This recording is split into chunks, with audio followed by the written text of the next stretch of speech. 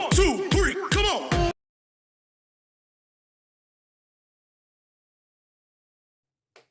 A graça e a paz do Senhor Jesus, Deus abençoe você. Você está aqui no nosso canal, no Palavra Andada, e nós estaremos nesse trimestre com vocês, fazendo uma viagem pela Escola Bíblica Dominical, junto com as cartas, entre elas a carta de Paulo aos irmãos de Éfeso. Lembrando que é fundamental que você compreenda que todo o ensino da palavra de Deus é devidamente proveitoso e é apropriado para todos os tempos. Ainda que, quando nós olharmos para as cartas aos irmãos de Éfeso, nós descobriremos que o apóstolo Paulo está profundamente interessado em mostrar a eles a importância da graça manifesta em Cristo Jesus por intermédio do eterno Criador, a fim de alcançar todos os povos. O que faz desta carta uma carta extremamente presente. Ela é fundamental para hoje. Quando você estiver na escola bíblica, entenda, o que você está recebendo é munição que nos foi entregue há milhares, no caso há quase 2000 anos atrás, e que ainda hoje serve-nos, extremamente contemporânea. Ela é para hoje, ela é para agora. Vamos juntos, na carta de Paulo, estudar com preciosismo e atenção essas lições, lembrando-nos de que em Efésios capítulo 1, versículo 2, a referência para o dia de hoje é: a vós, graça e paz, da parte de Deus, o nosso Pai, e da do nosso Senhor Jesus Cristo. E assim nós seguimos perguntando qual a importância, qual o verdadeiro propósito, quem é o destinatário, e algumas questões relevantes da vida do próprio Paulo.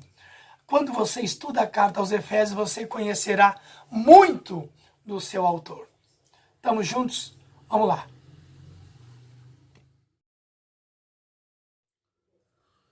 Eu quero agradecer a Deus e ao meu primo Aurélio, lá no estado da Bahia, em Horolândia.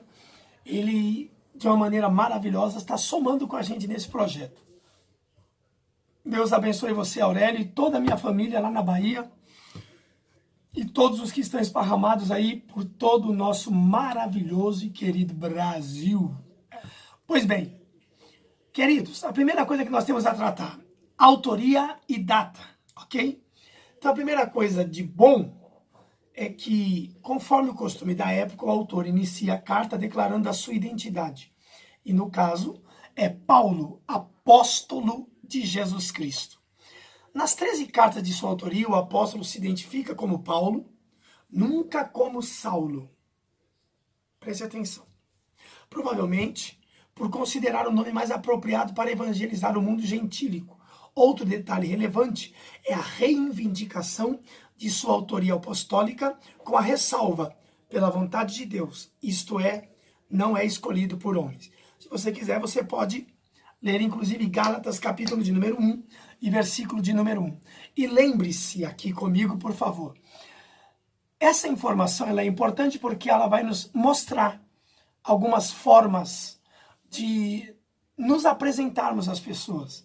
Paulo está dizendo, primeiro, sem nenhuma dificuldade, o que ele é. Ele é um apóstolo. Segundo, ele também está dizendo, sem nenhum problema, que ele não é um apóstolo nem qualquer e também não está preocupado por conta do poder do chamado e da convicção de quem o chamou. Então ele entende que os homens podem não considerá-lo ou podem não tê-lo feito assim. Mas ele diz, não, foi por parte do nosso Senhor Jesus Cristo, e eu estou aqui como apóstolo de Jesus Cristo para vos levar a palavra. O que ele está querendo nos ensinar com isso, pastor? Então o apóstolo Paulo estaria por acaso dizendo a nós que nós não devemos nos preocupar com esse ambiente ministerial e eclesiástico? Não. É tanto que o apóstolo Paulo, ele respeita o ambiente apostólico, ele vai ter com os apóstolos, e isso, sem dúvida nenhuma, fica muito claro que uma coisa é o reconhecimento e o mérito, E a outra coisa é a convicção do chamado. Ele tem essa convicção. Ele tem a consciência, porque isso ficou provado, que se não fosse pelo decreto eterno, pelo decreto divino, ele não teria conseguido tamanha condição de trabalhar em nome do reino. Compreende? Pois bem, até porque vocês vão perceber que o apóstolo Paulo, quando ainda não era apóstolo, ele era tão temido, que as pessoas de Jerusalém tiveram medo de recebê-lo. Que bom que na vida do apóstolo Paulo existia um Barnabé, que colocou o pescoço, a cabeça a prêmio para apresentá-lo. E a grandiosa pergunta aqui hoje é: quem é a pessoa que colocou a cabeça a prêmio por você? Quem é a pessoa que acreditou no seu ministério? Quem é a pessoa que investiu no seu chamado? Ou você? Não precisa se preocupar só em ser um Paulo. Por que não pensar em ser um Barnabé? Amém?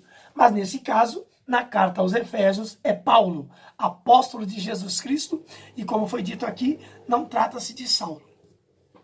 Uma epístola escrita da prisão.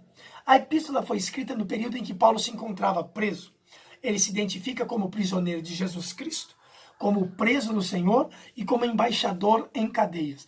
Isso você vai encontrar no capítulo 3, versículo 1, no capítulo 4, versículo 1 e no capítulo 6, versículo 20.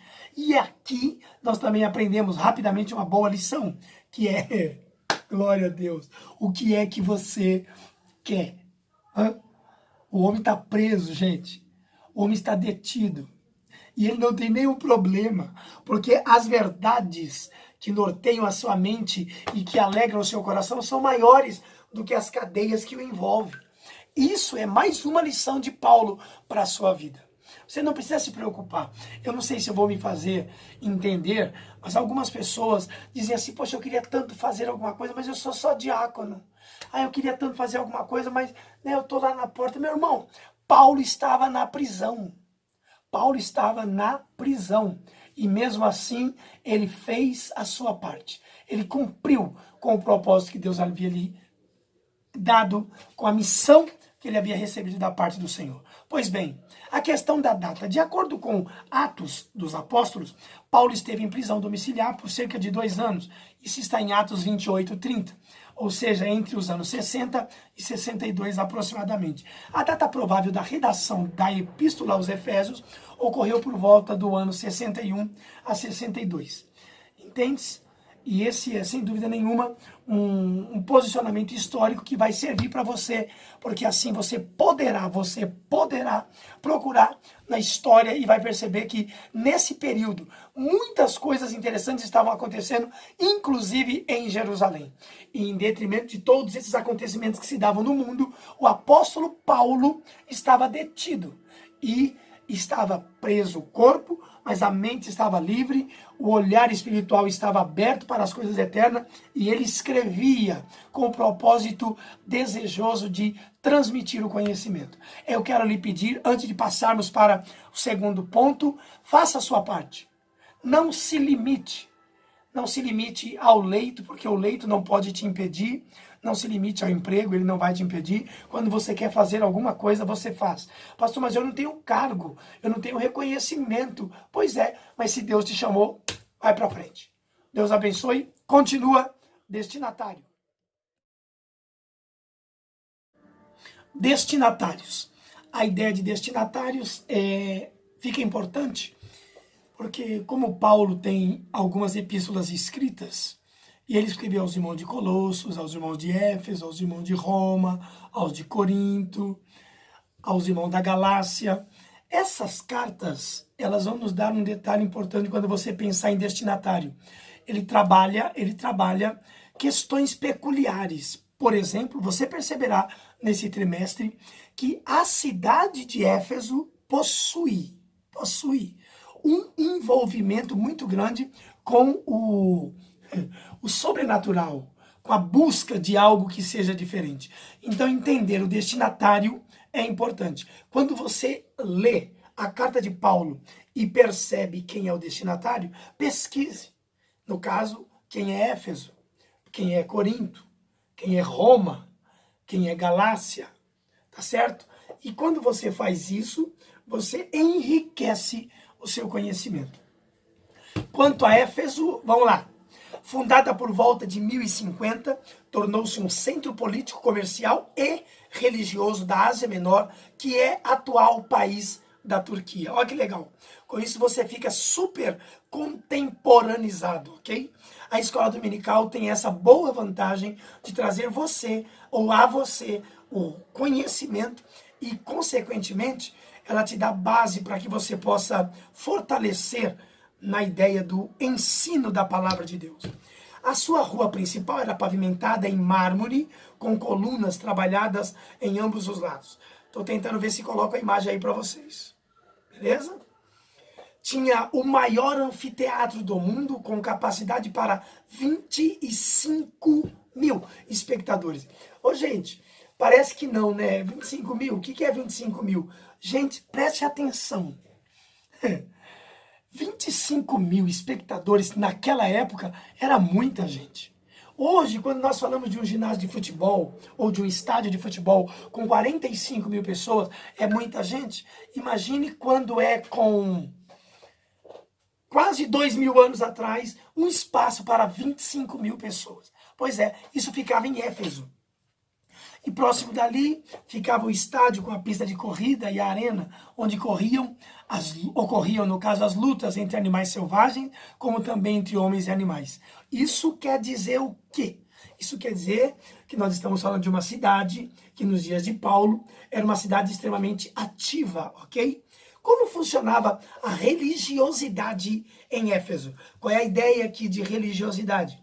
Como funcionava o interesse dos cidadãos de Éfeso no que tange a busca pelo sobrenatural, pelo espiritual ou coisas do tipo?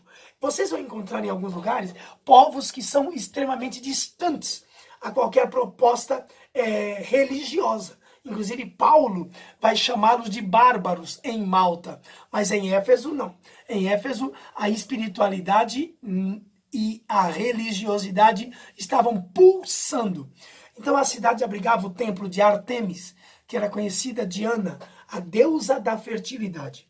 Olha o desenho aí, essa imagem. Viu aí? E isso, ela também tinha a sua maior fonte de renda como sendo o comércio de nichos de prata vendidos no templo, razão pela qual seus moradores ficaram alarmados com a pregação de Paulo contra a idolatria. Ou seja, o apóstolo Paulo na igreja de Éfeso, melhor dizendo, na cidade de Éfeso, ele combateu a idolatria independente de este segmento religioso idólatra oferecer, propor renda per capita para a cidade. O que é que eu aprendo com isso? Que nós devemos prezar pela vida espiritual das pessoas e não podemos permitir que por conta do recurso financeiro as pessoas propaguem o engano e a mentira. Talvez com isso você entenda por que a igreja evangélica bate de frente com alguns segmentos da sociedade, entre eles a promiscuidade dos eventos carnavalescos. Porque os eventos carnavalescos, bem como outros segmentos, além de introduzir uma mentalidade pecaminosa e até sórdida a ponto de nós percebemos o número crescente de meninas que se perdem dentro desse processo e nunca mais vão conseguir se encontrar. Então, o papel da igreja é alertar as pessoas e dizer a elas que esse caminho, ele não é o caminho que Deus propôs. Quando você pensar em se religar com Deus, em reatar a sua comunhão com Deus, você precisa ter coragem de ouvir alguém lhe dizer essas verdades. Que você não precisa mais ser escravo dos ídolos, ser escravo de cultos pagãos ou de cultos até com ações hediondas. Não, você está liberto. O sangue de Jesus Cristo te purifica de todo pecado. Ok? Pois bem, próximo passo, a igreja de Éfeso. Muito bem, muito bom, maravilha. Vamos lá, a igreja de Éfeso. A igreja de Éfeso. Paulo evangelizou a cidade e seus arredores durante 3 anos. Vou ler então o que está escrito em Atos, capítulo de número 20, verso 31. Por isso, vigiem. Lembrem-se de que durante 3 anos jamais cessei de advertir a cada um de vocês disso, noite e dia, com lágrimas. Esse é o relato de Paulo, registrado em Atos dos Apóstolos, capítulo de número 20, com relação à igreja de Éfeso e os seus arredores. O que está dizendo é, ele empenhou-se por 3 anos para manter essa estrutura, e agora ele está escrevendo a carta e dizendo, quero que vocês se sustentem naquilo que foi dito. É mais um aprendizado de Paulo. Paulo está dizendo o seguinte, você trabalhou, você se dedicou, mas você não pode se afastar. Existem crentes que há 3 anos atrás foram evangelizados e foram esquecidos. Escreve uma carta, manda um zap, faz uma visita e ora com eles. Quando chegou em Éfeso, o apóstolo encontrou 2 discípulos, os quais batizou nas águas e conduziu-os a receber o batismo no Espírito Santo. Em seguida, segundo Atos 19:8, ele evangelizou os judeus na sinagoga por um espaço de 3 meses. E segundo Atos 19:9, e como alguns judeus resistiram ao evangelho, ele voltou-se para os gentios, pregando num salão alugado na escola de Tirano. E em Éfeso, Deus usou Paulo poderosamente e a igreja crescia. Até os lenços do apóstolo, como já dissemos, foram usados para curar. Agora veja isso então. O detalhe que a gente deve considerar aqui é que quando você quer fazer a obra de Deus, não tem porta fechada.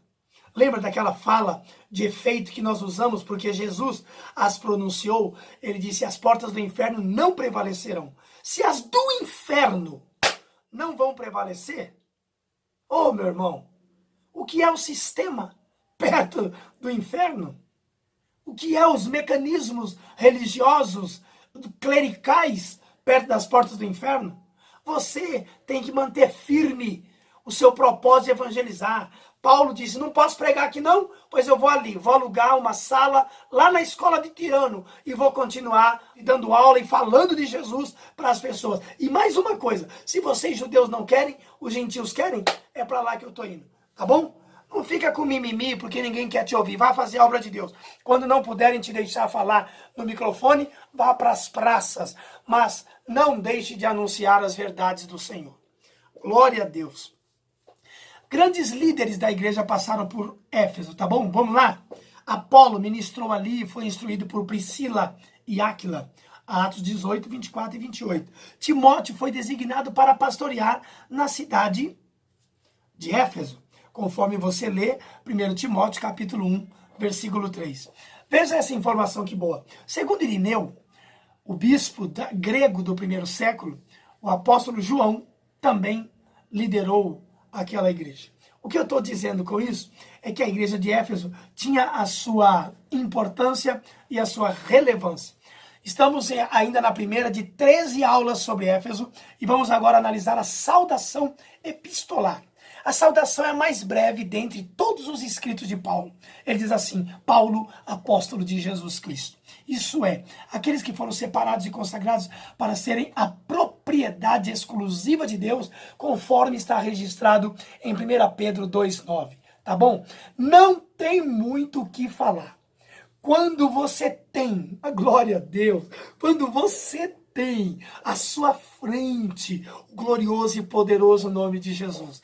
Não tem muito o que dizer, não tem muito título para mostrar, não tem muito dom. Não, você está indo debaixo da ordem do Senhor Jesus. Para que mais? Quando você bater na porta de alguém, diga, estou aqui, servo de Deus. Eu costumo dizer assim, servo de Deus e servo vosso. Eis-me aqui para compartilhar com você de um pouquinho da palavra de Deus.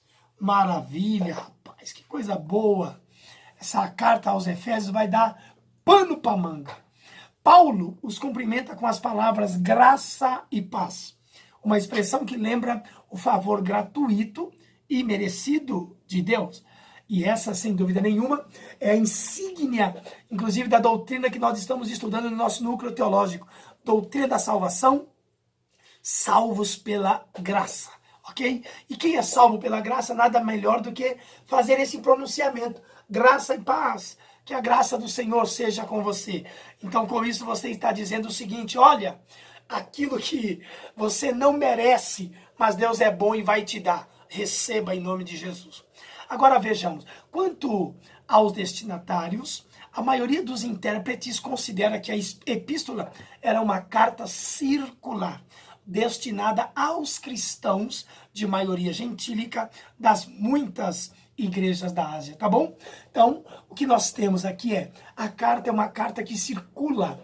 Então ela passa por uma família, vai na outra família. Os conselhos de Paulo é, na verdade, um culto. É um culto escrito, onde a carta chega, todo mundo para poder fazer menção e ouvir e ler e atentar e aprender. Tem muito a ver com o que está acontecendo hoje. Eu diria que nos dias de hoje, em tempos como estes, o apóstolo Paulo estaria postando nas redes sociais, no YouTube, no Instagram, no Facebook, no Zoom, ele estaria fazendo com que essas informações circulares chegassem a todas as pessoas possíveis. E algumas, de caráter mais restrito, seriam direcionadas à pessoa de modo individual e personalizado.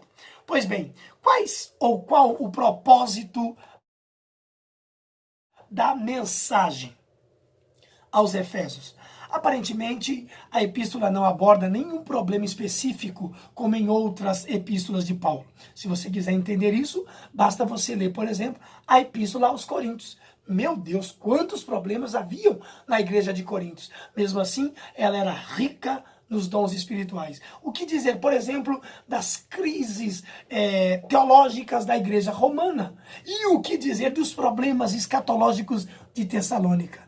Pois bem, a carta aos Efésios não. Por isso que ela é, sem dúvida nenhuma, chamada de a coroa das cartas de Paulo, né? Porque Paulo, ele está falando de coisas que dá-se a impressão que ele gosta, porque é muito gostoso quando você começa a falar de coisas boas, de coisas do céu, coisas que edificam, glória a Deus. É tão bom poder, por exemplo, fazer uma live, fazer um culto, fazer um vídeo e não ter que se preocupar com o aspecto da repreensão, do ensino severo, é ter a liberdade de ensinar, de falar de Jesus, de dar glória a Deus, de adorar e de cantar. É o que nós vamos ver aí na carta aos Efésios, ok? Porém, nos capítulos iniciais da carta, percebemos algumas ênfases que sinalizam a solução de certas questões. Havia novos convertidos que vinham do mundo helênico e praticavam religiões de mistérios e magias, mas que agora se reuniam com os santos de Éfeso. Não por acaso, o apóstolo Paulo mostra àqueles crentes que Cristo está no controle do universo inteiro. Isso está em Efésios capítulo 1, verso 20 ao 22. Então, o que nós temos aqui? O apóstolo Paulo está lidando com as questões práticas da igreja e da cidade de Éfeso. Como existem muitas pessoas que estão chegando, como existem muitas pessoas que estão abandonando o mundo da magia, tem um assunto muito bom na carta de Éfeso que nós vamos tratar mais para frente.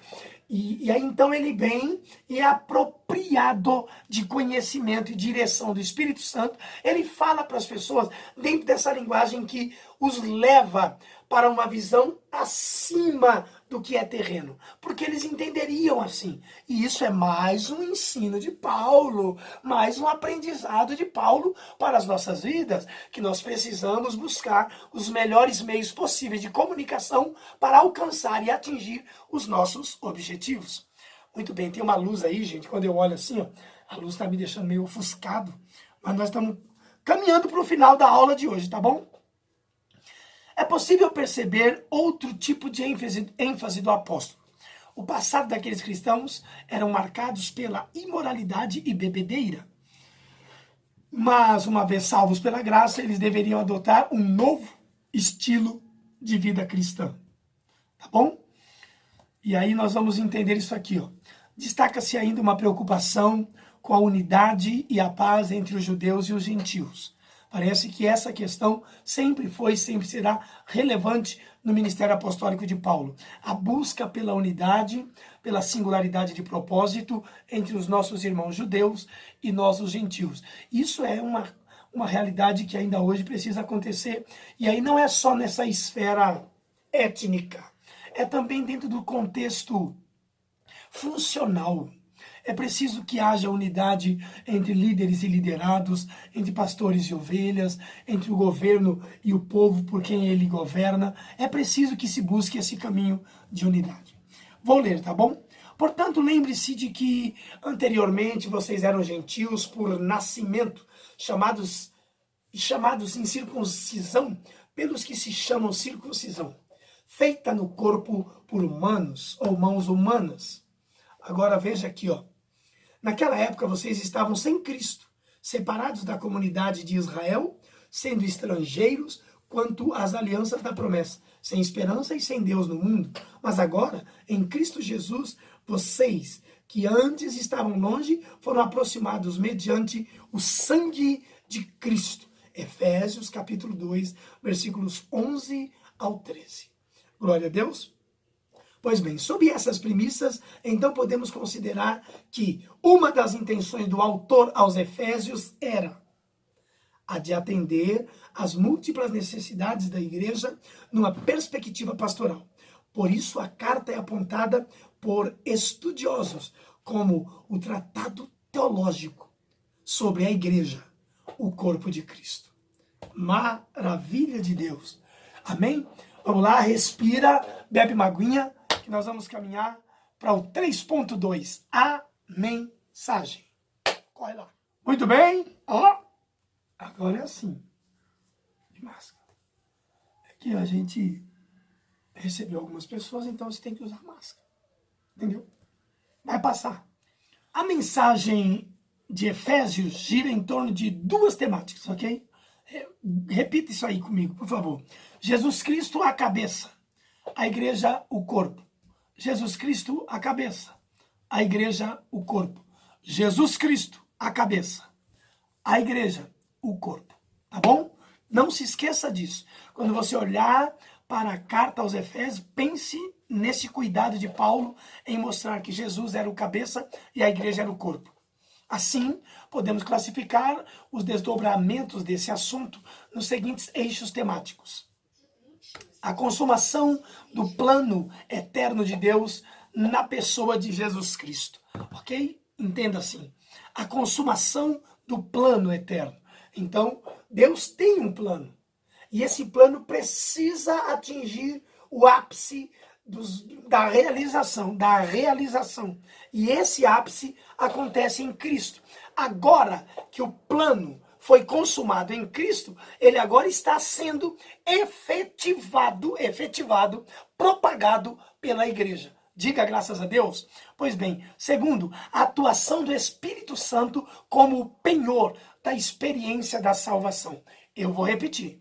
A atuação do Espírito Santo como penhor. Repita, penhor. Isso. Aqui embaixo, penhor. Ok? Quero que você atente para isso aí, da experiência da salvação.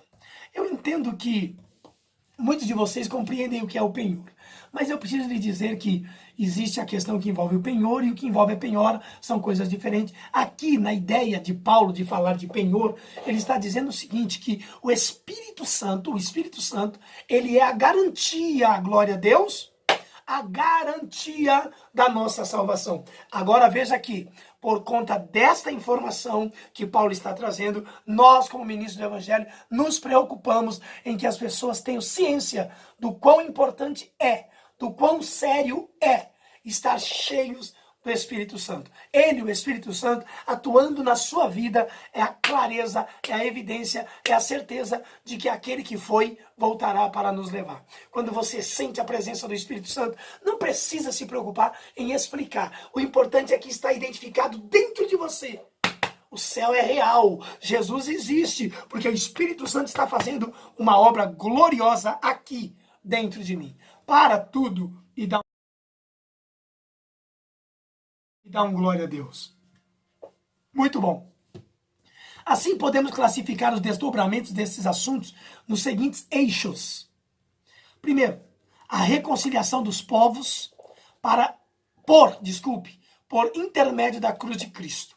Ou seja, a cruz faz a ponte que conecta pecadores, pessoas perdidas, com Deus, que é santo. Então você tem pessoas e Deus sendo conectadas através da cruz, que é representada de maneira personificada por Jesus Cristo. Ó, cruz, você, Deus.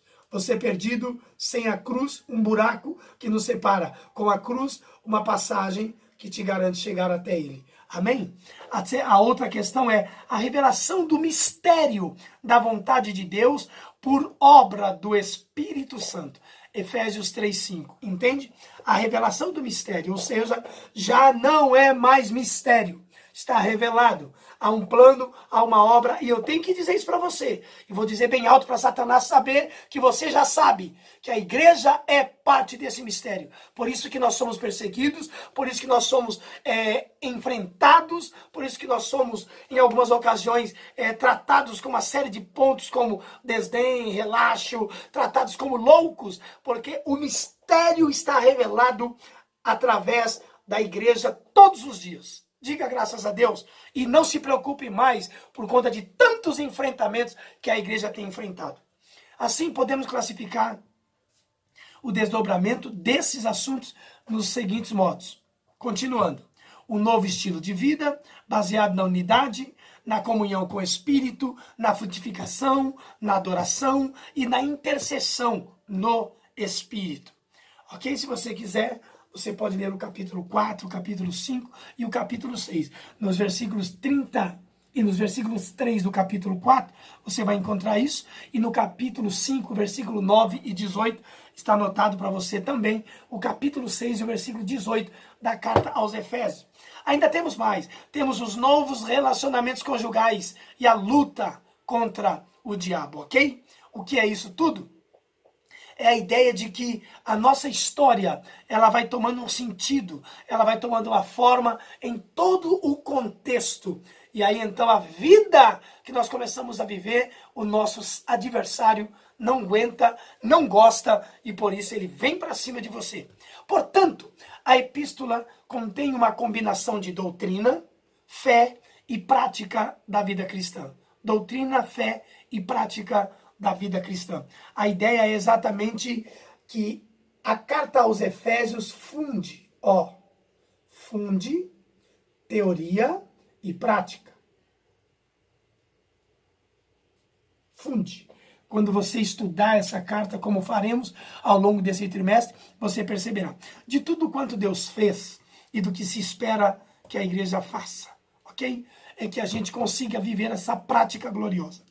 A epístola revela um elaborado resumo da salvação e suas implicações para a vida cristã. Seu conteúdo recorda o favor imerecido que recebemos gratuitamente da parte de Deus. As suas distorções nos impelem a viver em santidade e alicerçados em Cristo, o cabeça da igreja, a batalhar contra as forças das trevas.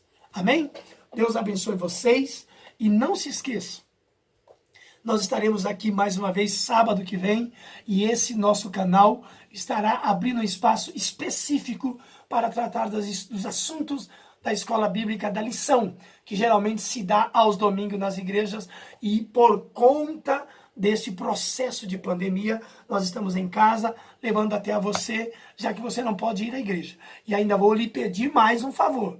Leia, estude, use os dias que você tem para aprofundar-se no conhecimento. O meu nome é Gessé Carlos, sou servo de Deus e servo vosso, e estou aqui no canal do Palavra Andada no YouTube, em nome do Núcleo Teológico Palavra Andada. Se você quiser, você pode nos ajudar fazendo parte de todo esse processo, se inscrevendo, compartilhando, tocando o sininho, curtindo, chamando as pessoas para somarem a esses ensinos.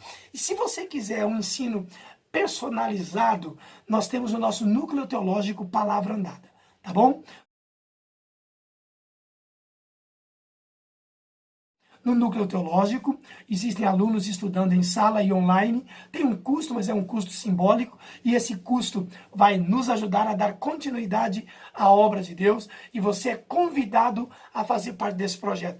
Não importa onde você estiver. Se você quiser, se você gostou, se você tem pergunta, mande para nós. Temos no nosso canal um espaço chamado Papo de Janela. Você manda uma pergunta e você manda um vídeo com o seu rosto e uma pergunta, e nós respondemos de maneira bem direta e objetiva.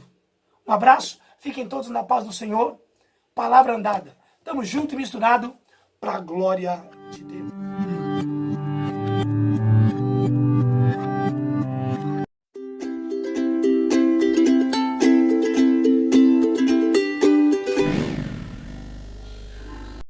Mas os principados e potestades precisam saber que Deus não errou quando em Cristo Jesus me encontrou na estrada de Damasco. Satanás que se vire, porque eu não vou ceder.